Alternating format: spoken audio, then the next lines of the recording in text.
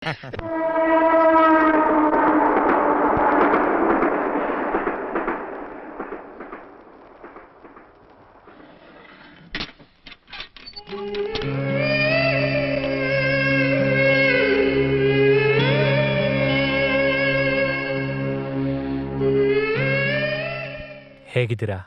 ಚೆನ್ನಾಗಿದ್ದೀವಿ.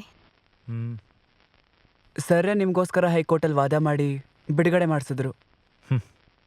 ಇನ್ನು ಮುಂದೆ ಯಾವ ಬಿಡುಗಡೆ? ಈಗಾಗಲೇ 4 ವರ್ಷ ಆಗಿದೆ. Anyway thank you sir. ಪರವಾಗಿಲ್ಲ. ಹೊರಡೋಣವಾ? ವೆಲ್ಕಮ್. ಇವಾಗ ಎಲ್ಲಿ ಹೋಗೋದು?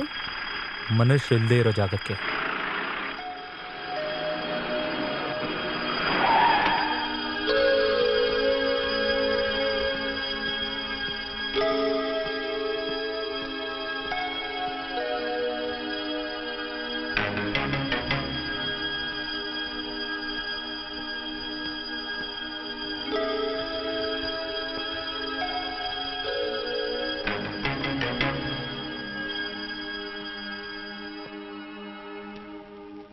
ನೀವೆಲ್ಲ ನಾಳೆನೇ ರಿಲೀಸ್ ಆಗೋದು ಅಂತ ನಿಮ್ಮ ಮನೇಲಿ ಅನ್ಕೊಂಡಿದ್ದಾರೆ.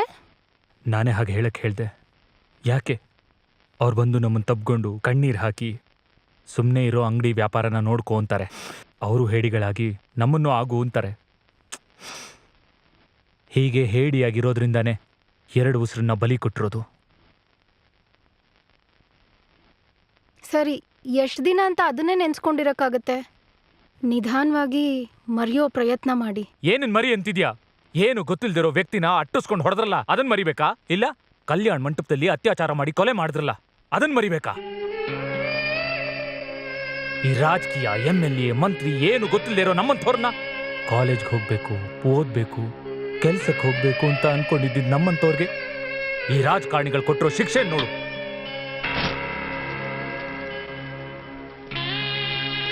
ಇಲ್ಲಿ ನೋಡು, ಒಂದ್ ಕೈ ನೋಡು, ನೋಡು, ಇಕ್ಲ ಇದೆಯಲ್ಲ, ಇಕ್ಕಲದಲ್ಲಿ ಹಿಡಿದು ಒಂದೊಂದು ಉಗ್ರನ್ನು ಕಿತ್ತಿದ್ದಾರೆ ಲಾಕಪ್ ಅಲ್ಲಿ. ಅದನ್ನ ನೀನ್ ಅನುಭವಿಸಿದ್ಯಾ? ಅದನ್ನ ನೋವು ನಿನಗ್ ಗೊತ್ತಾ? ಗೊತ್ತಿಲ್ಲ. ಬೇಕಾದ್ರೆ ನೀನ್ ಸುಮ್ನಿರು, ನಮ್ಮನ್ ಸುಮ್ನಿರಕ್ ಹೇಳ್ಬೇಡ. ನಾನೇನು ಹಾಗೆ ಹೇಳ್ತಾ ಇಲ್ಲ. ರಕ್ತಕ್ಕೆ ರಕ್ತನೇ ಪರಿಹಾರ ಅಲ್ಲ ಅಂತ ಹೇಳ್ತಾ ಇದ್ದೀನಿ. ನಿಂಗೇನು ಗೊತ್ತಿಲ್ಲಮ್ಮ. ಒಂದ್ ಕೆನ್ನೆಗೆ ಹೊಡೆದ್ರೆ ಇನ್ನೊಂದ್ ಕೆನ್ನೆ ತೋರ್ಸು ಅನ್ನೋದು ಹಳೇ ಗಾದೆ. ಹೊಸ ಗಾದೆ ಏನ್ ಗೊತ್ತಾ? ಒಂದ್ ಕೆನ್ನೆಗೆ ಹೊಡೆದ್ರೆ ತಿರುಗಿಸಿ 2 ಕೆನ್ನೆಗೆ ಹೊಡಿ ಅನ್ನೋದು. ಹಂಗ ಹೇಳೋ. ಯಾವ ರೌಡಿಸಮ್ ಇಂದ ನಮ್ ಬದುಕು ಹೀಗಾಯ್ತೋ ಆ ರೌಡಿಸಮೇ ಇಲ್ದೇ ಇರೋ ಹಾಗೆ ಮಾಡ್ಬೇಕು ನಾವು. ಇನ್ಮೇಲೆ ಈ ರೌಡಿಸಮೇ ಇರಬಾರ್ದು, ರೌಡಿಗಳೇ ಇರಬಾರ್ದು. ಕೈ ಎತ್ತಕ್ ಮುಂಚೆ ಎಲ್ಲರೂ ಯೋಚಿಸ್ಬೇಕು.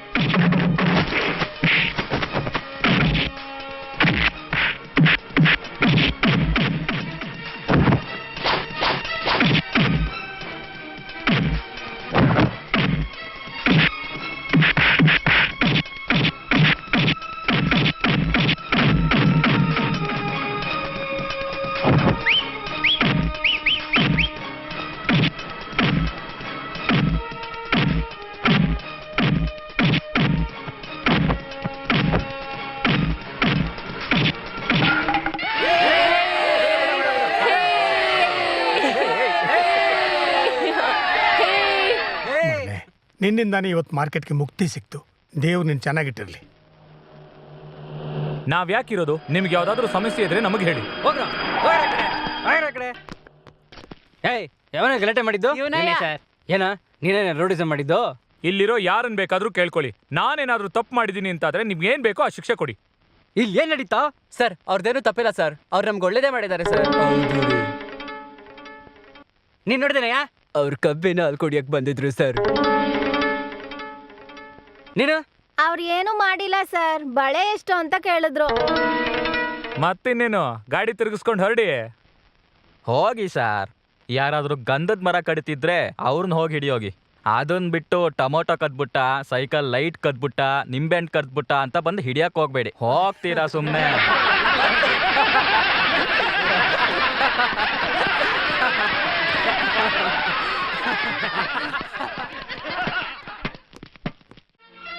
ಇನ್ಮೇಲೆ ಪೊಲೀಸರು ನಂಬಿದ್ರೆ ಯೂಸ್ ಇಲ್ಲ. ನಮಗ್ ನಾವೇ ಪೊಲೀಸು, ನಾವೇ ಕೋರ್ಟು.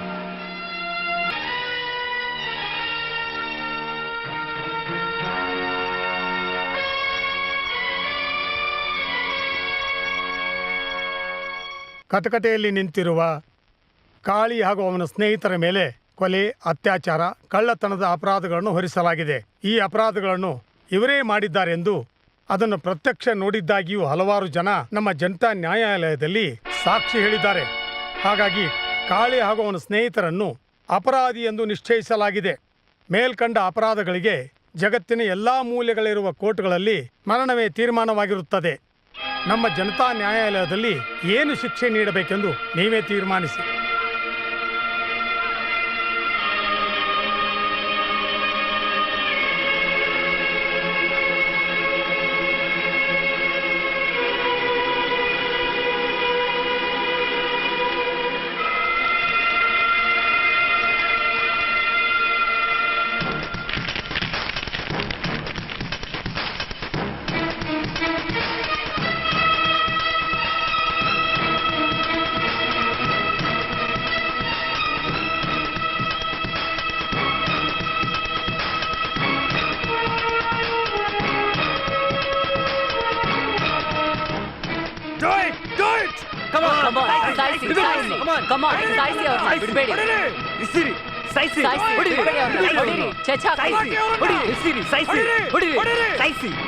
ಶಿಕ್ಷೆ ಕೊಡಿ.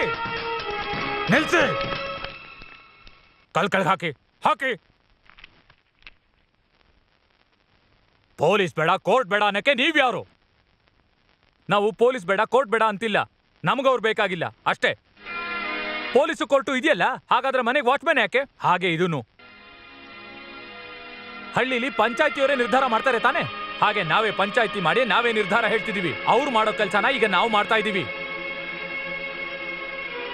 ನೋಡ್ರಪ್ಪ, ತಪ್ಪು ಮಾಡ್ದವ್ರನ್ನ ನೀವೇ ಹಿಡೀರಿ, ನೀವೇ ಶಿಕ್ಷೆನೂ ಕೊಟ್ಬಿಡಿ. ಅವ್ರನ್ನೆಲ್ಲ ಕೊಂದ್ಬಿಟ್ರೆ ರೌಡಿಸಮ್ ಹೊರಟೋಗತ್ತಾ? ಇಲ್ಲ ಇವನ್ ಹೋದ್ರೆ ಇನ್ನೊಬ್ಬ ಬರ್ದೇ ಇರ್ತಾನ. ಜಗಳನೇ ಎಲ್ಲ ಸಮಸ್ಯೆಗೂ ಪರಿಹಾರ ಅಂತ ಯಾರು ಹೇಳಿದ್ದು? ಯಾವ ಕಾಲೇಜಲ್ಲೂ ಇದನ್ನ ಹೇಳಿದ್ದು?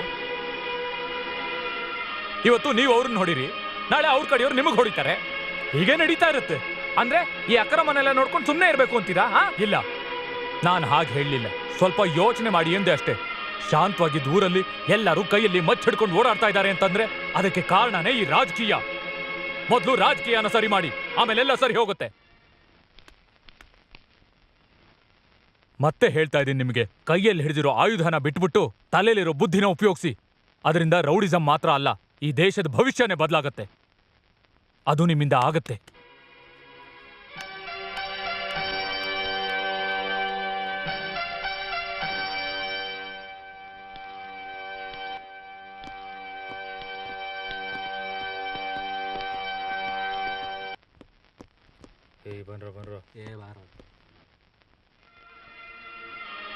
ಶಾಂತವಾಗಿದ್ದ ಊರಲ್ಲಿ ಎಲ್ಲರೂ ಕೈಯಲ್ಲಿ ಮಚ್ಚಿಡ್ಕೊಂಡು ಓಡಾಡ್ತಾ ಇದ್ದಾರೆ ಅಂತಂದ್ರೆ ಅದಕ್ಕೆ ಕಾರಣನೇ ಈ ರಾಜಕೀಯ. ಮೊದಲು ರಾಜಕೀಯನ ಸರಿ ಮಾಡಿ, ಆಮೇಲೆಲ್ಲ ಸರಿ ಹೋಗುತ್ತೆ. ಇಷ್ಟ ದಿನ ಬೇರಿನ ಬದಲು ಎಲೆ ಕಿತ್ತಾಕ್ತಿದ್ವಿ, ಅದಕ್ಕೆ ಮತ್ತೆ ಮತ್ತೆ ಚಿಗುರ್ತಿತ್ತು. ಈಗ ಬೇರನ್ನೇ ಕಿತ್ತಾಕೋಣ. ಮಹಾಜನರೇ ಮತ್ತು ಮಹಿಳೆಯರೇ, ನಿಮ್ಮೆಲ್ಲರ ಸಹಕಾರದಿಂದ ಆರಂಭವಾಗುತ್ತಿರುವ ಈ ಪಕ್ಷ ಅಣ್ಣ SS ಇಂದ ಉದ್ಘಾಟನೆ ಆಗ್ತಾ ಇದೆ. ಅವರು ಈಗ ಆಗಮಿಸಿದ್ದಾರೆ. ಅಣ್ಣಂಗೆ ಒಂದು ಚಪ್ಪಾಳೆ.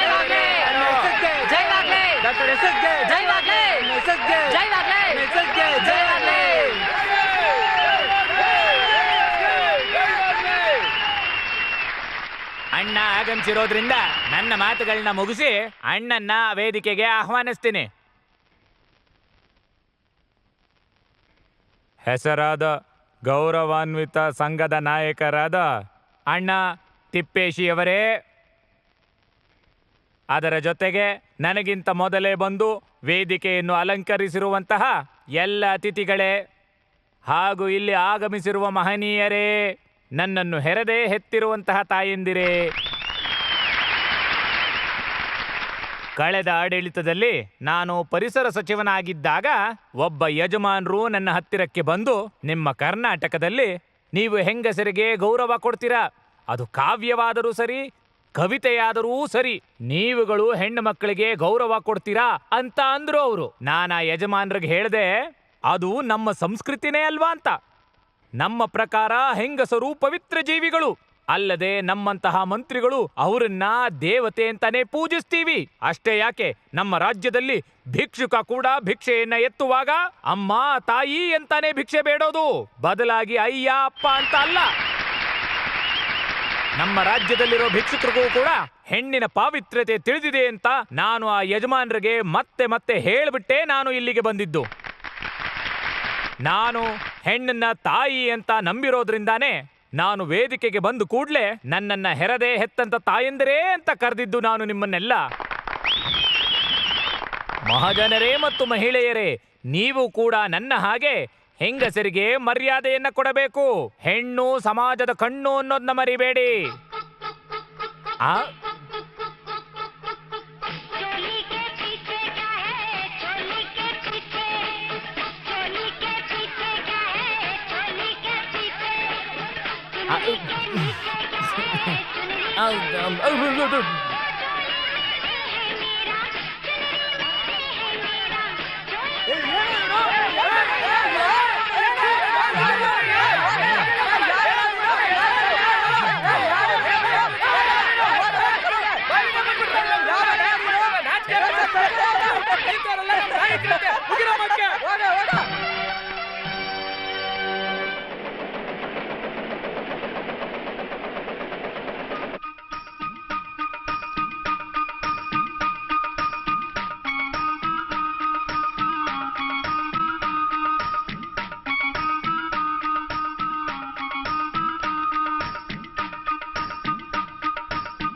ಚೋಲಿ ಕೆ ಪೀಚೆ ಕ್ಯಾ ಹೈ ಅಂತೆ, ಚೋಲಿ ಕೆ ಪೀಚೆ ಕ್ಯಾ ಹೈ ಅಂದ್ರೆ ಏನಂತ ಗೊತ್ತೇನ್ರಯ್ಯ ನಿಮ್ಗೆ?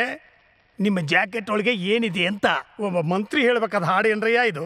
ಅಲ್ಲಿ ಫೈಲ್ಗಳು ಬೆಟ್ಟದ ಹಾಗೆ ಬೆಳೀತಾ ಇದ್ರೆ ಇವರು ಬಾಟಲ್ಗಳನ್ನ ಖಾಲಿ ಮಾಡ್ತಿದ್ದಾರೆ.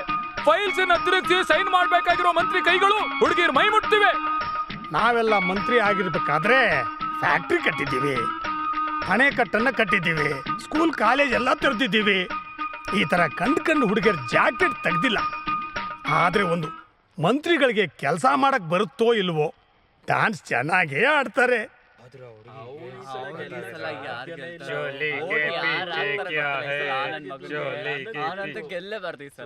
ಇಷ್ಟು ವರ್ಷ ಸತ್ಯ, ಶ್ರಮ, ಶಿಸ್ತು ಎಂಬ ಪವಿತ್ರವಾದ ನಿಯಮಗಳಿಂದ ಕೂಡಿದ ನಮ್ಮ ಪಕ್ಷಕ್ಕೆ ಈಗ ಒಂದು ಹೊಸ ಸಮಸ್ಯೆ ಬಂದಿದೆ. ಈ ಸಮಸ್ಯೆಗೆ ಕಾರಣ ಮಂತ್ರಿ ಎಸ್. ಮಂತ್ರಿ ಎಸ್ ಹಲವಾರು ಹೆಣ್ಣು ಮಕ್ಕಳೊಂದಿಗೆ ಉಲ್ಲಾಸದಿಂದಿದ್ದ ವಿಡಿಯೋ ತೆಗೆದಿದ್ದಾರೆ. ಇದೇ ವಿಷಯನ ಪತ್ರಿಕೆಯವರು ಪೇಜ್ ಗಟ್ಟಲೆ ಬರೆದಿದ್ದಾರೆ. ಇಂಥ ಇಕ್ಕಟ್ಟಿನ ಪರಿಸ್ಥಿತಿಯಲ್ಲಿ ನಮ್ಮ ಪಕ್ಷ ಹಾಗೂ ಮಂತ್ರಿಮಂಡಲ ತಪ್ಪಿಸ್ಕೋಬೇಕಂದ್ರೆ ಮಂತ್ರಿ ಎಸ್ ರಾಜೀನಾಮೆ ಕೊಡೋದು ಬಿಟ್ರೆ ಬೇರೆ ದಾರಿನೇ ಇಲ್ಲ.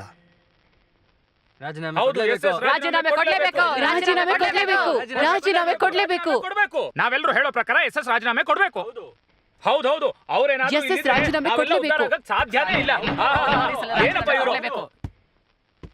ರಾಜ್ಯದ ಮಾನ್ಯ ಮಂತ್ರಿಗಳೇ ಹಾಗೂ ಮಾನ್ಯ ಮುಖ್ಯಮಂತ್ರಿಗಳೇ, ನನ್ನ ಮೇಲೆ ಹೊರಿಸಲ್ಪಟ್ಟಿರುವ ಅಪವಾದಕ್ಕೆ ನಾನು ಉತ್ತರಿಸುವ ಬದಲು ನಿಮ್ಮೆಲ್ಲರಿಗೂ ಒಂದು ಕತೆ ಹೇಳಕ್ಕೆ ಬಯಸ್ತೀನಿ. ಒಬ್ಬ ವ್ಯಭಿಚಾರಿನ ನೋಡಿ ಎಲ್ಲರೂ ಕಲ್ಲೆಸಿತಿದ್ರಂತೆ. ಆಗ ಅಲ್ಲಿಗೆ ಬಂದ ದೊಡ್ಡ ಮನುಷ್ಯ, ನಿಮ್ಮಲ್ಲಿ ಯಾರು ತಪ್ಪನ್ನ ಮಾಡೇ ಇಲ್ವೋ ಅವನು ಕಲ್ಲನ್ನ ಹೊಡೀರಿ ಅಂದನಂತೆ. ನಾನು ನಿಮಗೆ ಈಗ ಅದನ್ನೇ ಹೇಳ್ತಿರೋದು. ನಿಮ್ಮಲ್ಲಿ ಯಾರು ತಪ್ಪನ್ನೇ ಮಾಡಿಲ್ವೋ ಅವರು ನನ್ನ ವಿರುದ್ಧ ಮಾತನಾಡಿ, ಅದಕ್ಕೆ ನಾನು ಉತ್ತರ ಕೊಡಕ್ಕೆ ತಯಾರಿದ್ದೀನಿ. ಅದನ್ನ ಬಿಟ್ಟು ಕಂಡ ನಾಯಿಗಳಿಗೆಲ್ಲ ಉತ್ತರ ಕೊಡಕ್ಕೆ ನಾನು ತಯಾರಾಗಿಲ್ಲ. ಹೀಗೆ ಎದುರು ಮಾತಾಡೋದನ್ನ ಬಿಟ್ಟು ರಾಜೀನಾಮೆ ಕೊಡೋದು ನೋಡು. ಇಲ್ಲ ಅಂದ್ರೆ ನಾನಿನ್ನ ಡಿಸ್ಮಿಸ್ ಮಾಡಬೇಕಾಗತ್ತೆ. ನೀನು ಮನಸ್ಸು ಮಾಡಿದ್ರೆ ನನ್ನನ್ನು ಮಾತ್ರ ಡಿಸ್ಮಿಸ್ ಮಾಡಬಹುದು, ಆದ್ರೆ ನಾನು ಮನಸ್ಸು ಮಾಡಿದ್ರೆ ನಿನ್ನ ಮಂತ್ರಿ ಮಂಡಲನೇ ಡಿಸ್ಮಿಸ್ ಮಾಡ್ತೀನಿ.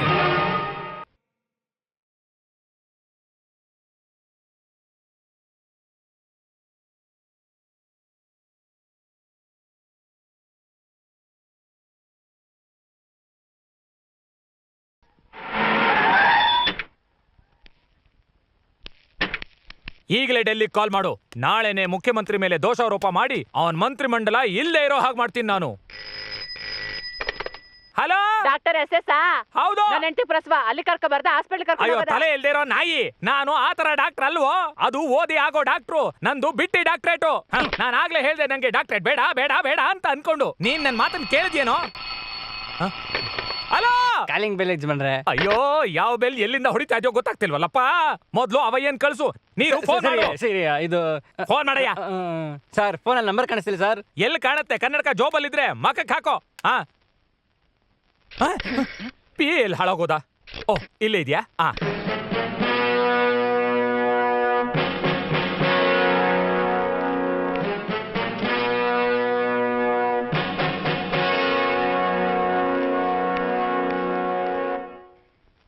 ಮುಖ್ಯಮಂತ್ರಿ ವೀರಸ್ವಾಮಿಯವರ ಮೇಲಿರುವ ದೋಷಾರೋಪಗಳ ಪ್ರತಿಯಾಗಿ ನಡೆದ ಮತದಾನದಲ್ಲಿ ಆಡಳಿತ ಪಕ್ಷದ ಪ್ರತಿಯಾಗಿ 3ಕ್ಕೆ 2ರಷ್ಟು ಮತಗಳು ಬಂದಿರುವುದರಿಂದ ಈ ಸರ್ಕಾರ ಅವರ ಮೇಲೆ ನಂಬಿಕೆ ಕಳೆದುಕೊಂಡಿದೆ.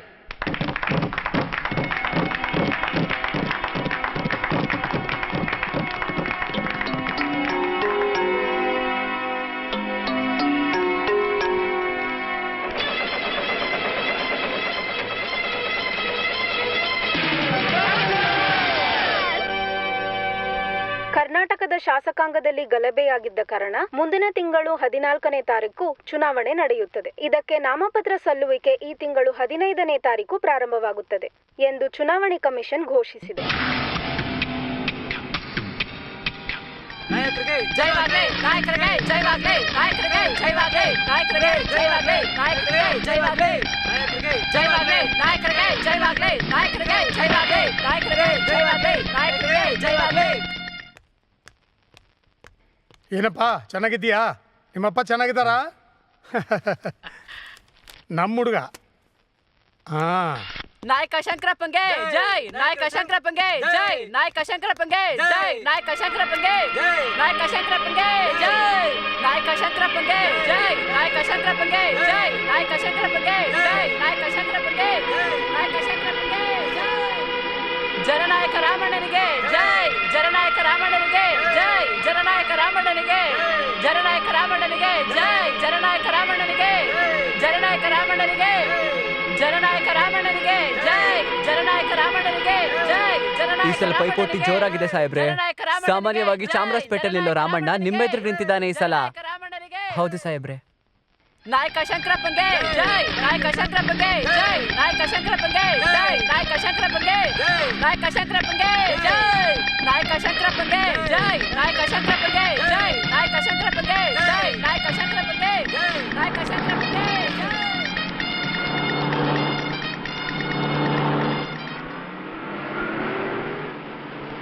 ನಾನು ನೋಡಿದ್ರೆ ಎದ್ದು ನಿಂತ್ಕೊಳ್ಳೋರೆಲ್ಲ ಇವತ್ತು ಎಲೆಕ್ಷನ್ನಲ್ಲಿ ನನ್ನ ಎದುರಿಗೆ ನಿಂತಿದ್ದಾರೆ ಅಂದರೆ ಒಂದು ನಮಗೆ ಮರ್ಯಾದೆ ಕಡಿಮೆ ಆಗಿರಬೇಕು, ಇಲ್ಲ ಅವನಿಗೆ ಭಯ ಕಡಿಮೆ ಆಗಿರಬೇಕು. ಎರಡೂ ನಮಗೆ ಒಳ್ಳೇದಲ್ಲ. ಶಾಸಕಾಂಗ ಗಲಭೆಯಿಂದ ನಾವು ಈ ಚುನಾವಣೆಯನ್ನು ಎದುರಿಸ್ತಾ ಇದ್ದೀವಿ. ಈ ಹುಟ್ಟಿಗೆ 3 ಪಟ್ಟು 4 ಪಟ್ಟು ಪೈಪೋಟಿನ 500,000 ಓಟ್ನ ವ್ಯತ್ಯಾಸದಲ್ಲಿ ಗೆದ್ರೆ ಅವಾಗ ನಮಗೆ ಮರ್ಯಾದೆನೇ ಇರಲ್ಲ. ನನ್ನ ಮರ್ಯಾದೆನ ನಾನು ಕಾಪಾಡ್ಕೋಬೇಕಂದ್ರೆ ಚುನಾವಣೆಯಲ್ಲಿ ವಿರೋಧನೇ ಇಲ್ಲದೆ ಅನ್ಅಪೋಸ್ಟ್ ಆಗಿ ಗೆಲ್ಲೇಬೇಕು. ಅದಕ್ಕೆ ಹಣ, ವ್ಯಕ್ತಿಗಳು, ಆಯುಧ ಏನ್ ಬೇಕಾದ್ರೂ ಉಪಯೋಗಿಸಿ.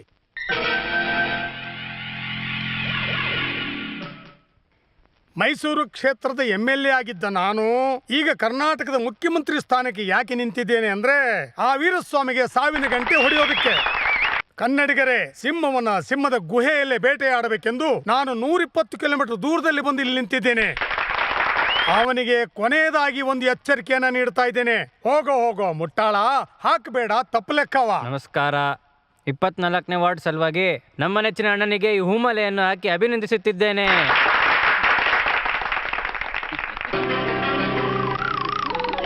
ಮರ್ಯಾದೆ ನಮ್ಮ ಜೊತೆ ಬಂದ್ಬಿಡು, ಇಲ್ಲಾಂದ್ರೆ ಕತ್ತಿ ನಿನ್ ಕತ್ತಲಿ. ನನಗೆ ಮುಂದಿನ ಭಾಷಣ ಮಾಡೋಕ್ಕೆ ಕರೆ ಬಂದಿರೋದ್ರಿಂದ ಇಲ್ಲಿಂದ ಹೊರಡುತ್ತಿದ್ದೇನೆ. ಎಲ್ರಿಗೂ ನಮಸ್ಕಾರ. ನಮ್ಮ ಪ್ರೀತಿಯ ರಾಮಣ್ಣನಿಗೆ ಜಯವಾಗಲಿ, ನಮ್ಮ ಪ್ರೀತಿಯ ರಾಮಣ್ಣನಿಗೆ ಜಯವಾಗಲಿ. ಇಳಿರಿ. ನಾನು ಹೇಳಿರೋದೆಲ್ಲ ನೆನಪಿದೆ ಅಲ್ವಾ? ನಾಳೆ ಬೆಳಗ್ಗೆ ಎದ್ದ ತಕ್ಷಣ ಏನ್ ಮಾಡ್ತೀಯ? ಚುನಾವಣೆಯಿಂದ ವಾಪಸ್ ತಗೋತೀನಯ್ಯ. ಇನ್ ಮುಂದೆ ಎಲೆಕ್ಷನ್ ಅಲ್ಲಿ ನಿಲ್ತ್ಯಾ? ಬಸ್ ಸ್ಟ್ಯಾಂಡ್ ಅಲ್ಲೂ ನಿಂತ್ಕೊಳ್ಳಲ್ಲಯ್ಯ. ಹೋಗ.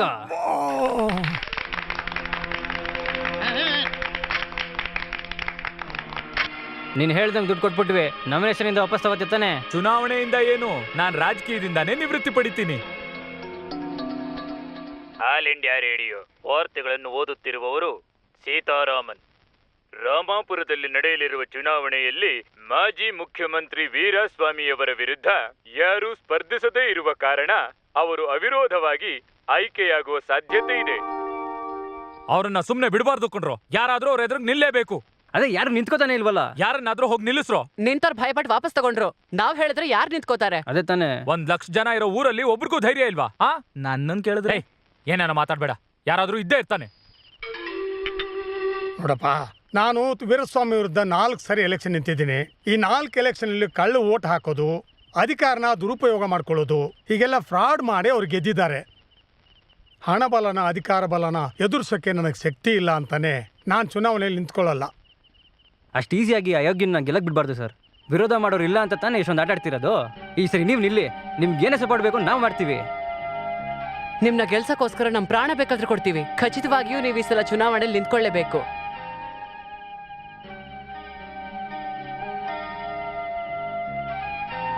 ನೀವೆಲ್ಲ ಇಷ್ಟು ಹೇಳಿದ ಮೇಲೆ ನಾ ಎಲೆಕ್ಷನ್ ನಿಲ್ತೀನಪ್ಪ. ನಾಳೆ ಬೆಳಗ್ಗೆ ಗಾಂಧಿ ಶಿಲೆ ಹತ್ರ ಬಂದ್ಬಿಡಿ, ಮಹಾತ್ಮಾಗೆ ಮಾಲೆ ಹಾಕಿ ನಾವೆಲ್ಲ ಒಟ್ಟಿಗೆ ಹೋಗಿ ನಾಮಿನೇಷನ್ ಫೈಲ್ ಮಾಡಿಬಿಡೋಣ.